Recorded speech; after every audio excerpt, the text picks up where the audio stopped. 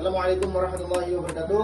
Baiklah, di sini saya akan mempresentasikan hasil diskusi kami yang berjudul strategi peningkatkan loyalitas pelanggan di e-commerce. Mana di sini kami terdiri dari 5 anggota kelompok. Yang pertama ada Aviana Wandanu, yang kedua Ahmad Fauzi, yang ketiga Ihsan Fatur Rahman, yang keempat Ibu Prayogo, yang kelima Muhammad Haria Kurniawan. Baiklah, di sini saya akan menjelaskan slide yang pertama, yaitu pentingnya loyalitas pelanggan. Mengapa loyalitas pelanggan itu sangat penting?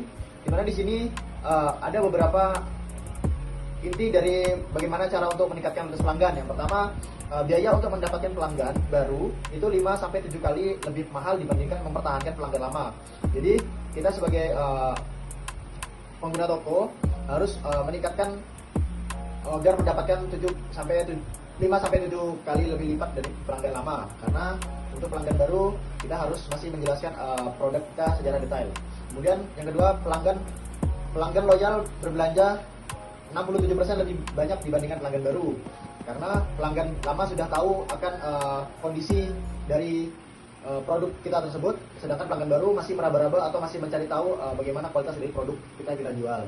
Kemudian meningkatkan resistensi pelanggan 5% dan meningkatkan profit 25-95%. Kemudian yang terakhir ada pelanggan setia menjadi promotor gratis melalui word of mouth. Jadi di mana di sini pelanggan yang setia pasti akan mengajak para pelanggan lain untuk datang ke toko kita. Kemudian dampak positif yang pertama ada pendapatan yang stabil dan berkelanjutan. Jadi pendapatannya mulai stabil kalau kita menerapkan ketertarikan pelanggan. Insya Allah perusahaan kita akan mulai mendapatkan stabil. Kemudian nilai lifetime pelanggan lebih tinggi. Kemudian pemasaran organik melalui rekomendasi. Jadi kita juga butuh rekomendasi dari pihak-pihak produk lain yang mungkin lebih unggul dari produk kita agar pelanggan lebih puas.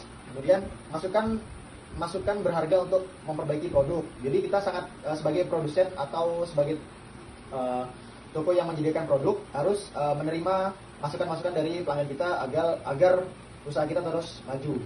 Kemudian slide yang kedua, program loyalitas dan reward untuk pelanggan. Dimana di sini strategi program berhadiah. Yang pertama ada sistem poin.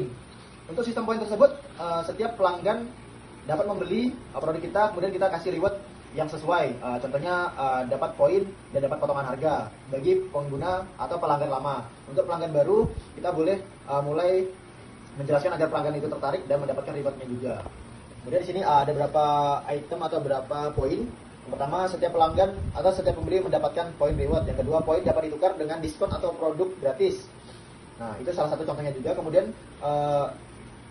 gamifikasi untuk meningkatkan keterlibatan pelanggan. Kemudian di sini ada keanggotaan berjenjang. Keanggotaan berjenjang. Di mana di sini reward juga butuh level agar customer kita yang lama mendapatkan reward lebih besar dari customer baru dan mereka akan terus berbelanja di perusahaan kita. Kemudian keuntungan bertingkat sesuai tingkatan. Jadi sesuai tingkatan itu beda-beda rewardnya. Ada dari sini ada dari bronze, silver, gold dan platinum.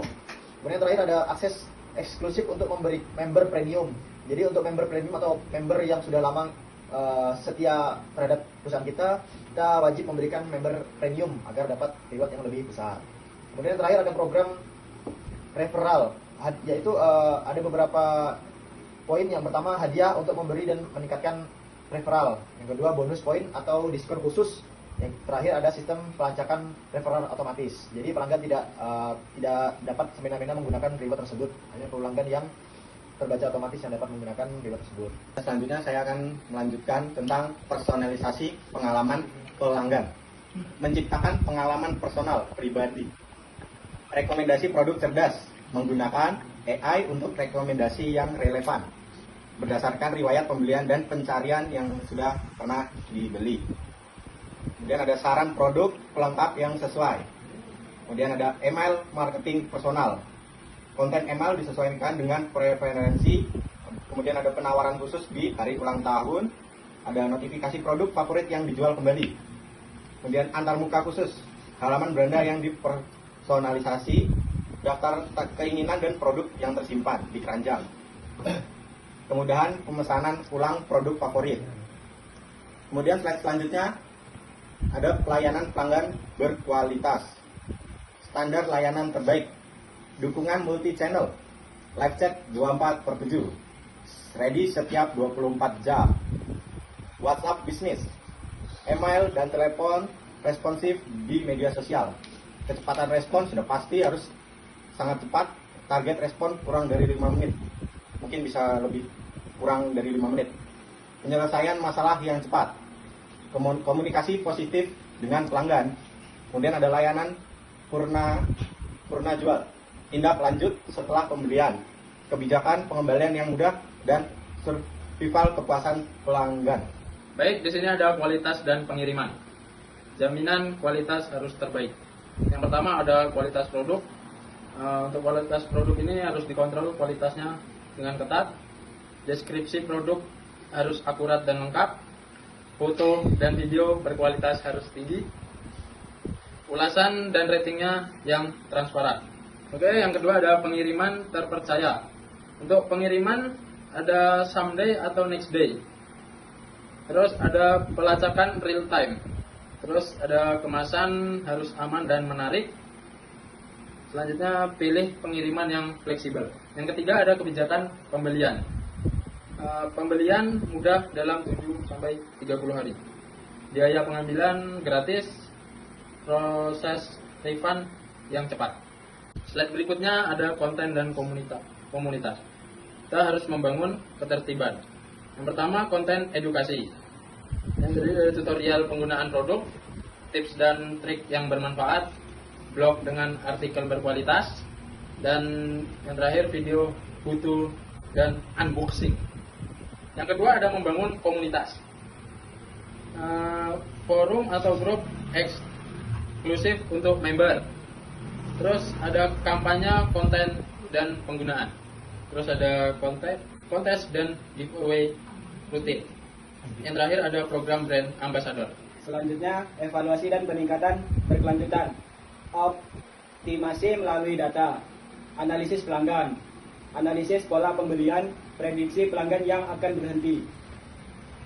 Segmentasi pelanggan, tracking nilai refinement pelanggan, pengujian dan perbaikan atau B testing untuk fitur website, optimasi kampanye email, uji strategi harga, pengukuran efektivitas promosi.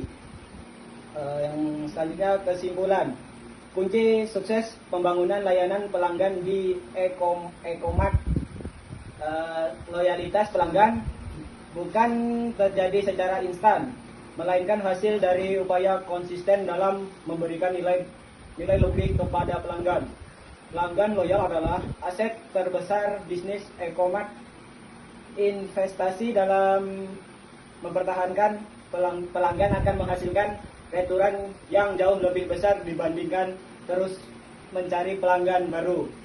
Dan demikian presentasi dari kelompok kita, kurang lebihnya mohon maaf. Assalamualaikum warahmatullahi wabarakatuh.